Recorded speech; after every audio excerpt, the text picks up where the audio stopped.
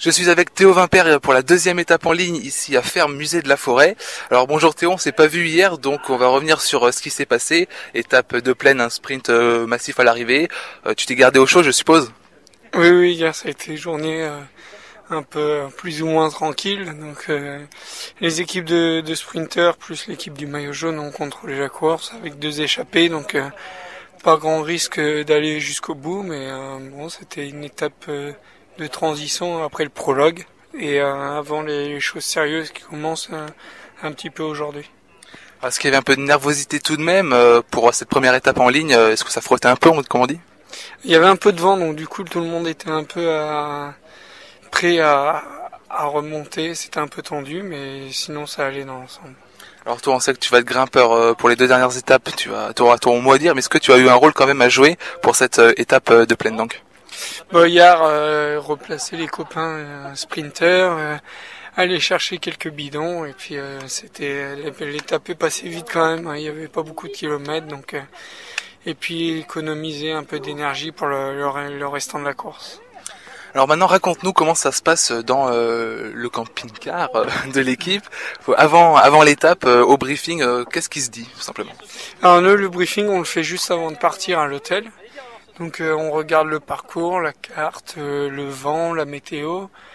Après, on regarde un peu les hommes en forme et essayer de cibler un peu pour être à l'avant ou qu'est-ce qu'on va faire de la journée.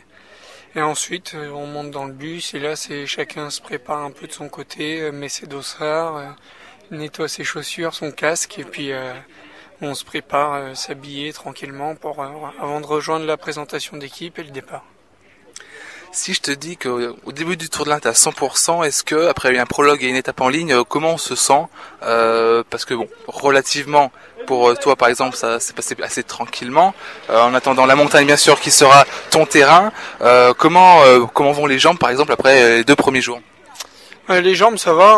Bon, le prologue, c'est pas trop mon type d'exercice. Après, hier, je sentis que ça allait pas trop mal pour le moment. Donc maintenant, rien à voir après avec un col ou quoi que ce soit. Les jambes vont bien, mais tout peut changer suivant au moment où il faut rouler vraiment fort. Des fois, on n'est pas si bien qu'on le pensait. Donc on se retrouvera pour demain, donc ce sera le début de la montagne. Aujourd'hui, donc pareil, qu'est-ce qui s'est dit pour l'étape d'aujourd'hui? Pour qui donc vas-tu travailler? Bah, aujourd'hui, ça serait bien pour nous de pas louper l'échappée pour l'équipe. Si jamais c'est une échappée qui peut aller très loin. Et après, voir comment ça se passe dans la dernière difficulté, le col de Bertian. Essayer de protéger Steven, s'il peut passer le col, jouer sa carte sprint. Et sinon, suivre les grosses attaques dans le col. Oui, c'est vrai que ce col est placé à 20 km de l'arrivée, donc il y aura une première sélection. Alors, est-ce que finalement un sprint massif sera peut-être pas le cas à 100%? Est-ce qu'imaginons il y a un coup à jouer peut-être dans l'équipe ou toi-même si tu te sens bien, ou il y a un bon placement dans le col pour tenter quelque chose, non?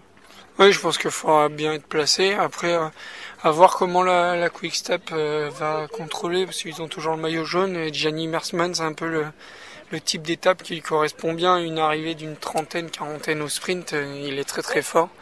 Donc on va voir comment ils vont gérer la course. Très bien, donc pour compléter un peu, parce qu'on te suit donc depuis le début du Tour de l'Ain, tu es passé néo-pro donc cette année avec la Big Mat Uber 93. Donc quels ont été les principaux changements en passant d'amateur à pro dans cette équipe? Donc ça change certainement beaucoup de choses, j'imagine. Oui, oui, déjà au niveau du matériel, de la préparation et tout est plus pointilleux. Après, au niveau des courses, dans les emballages, ça roule toujours plus vite et le moindre effort se paye cash chez les pros par rapport à chez les amateurs. C'est la grosse différence que pour le moment. Après, faut voir au fil du temps. Est-ce qu'il y a des choses qui t'ont impressionné dans le peloton pour cette première année?